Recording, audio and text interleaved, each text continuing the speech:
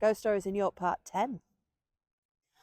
One of the most famous ghost stories of York Minster took place in the mid-19th century when a local gentleman was showing around his visitor friends inside the minster. The gentleman's friend had brought along with him his two daughters, the eldest of which was so engrossed in the memorial stones that she ended up breaking away from the rest of the party, and so the gentleman kept her company. As the two were looking at some of the gravestones inside, the gentleman happened to notice that there was a man in a naval officer's uniform making his way down the nave towards them.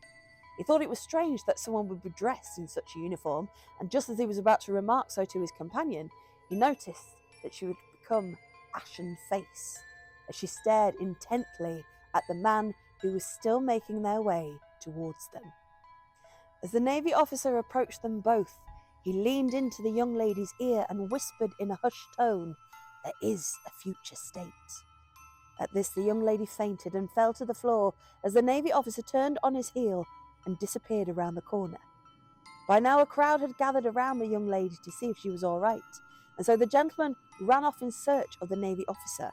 But as he rounded the corner, he was only met by a brick wall, and the officer was nowhere in sight.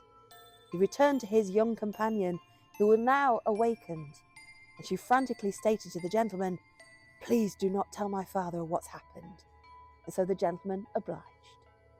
A few weeks later, curiosity got the best of the gentleman, and he paid a call on the young lady to ask what had actually happened that day. She told him a story that made his bones shake.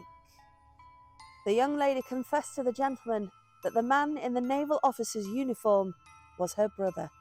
As children, they were obsessed with ghosts, and so they'd made a pact that whoever was to die first would come back and visit the other and tell them if there was life beyond death.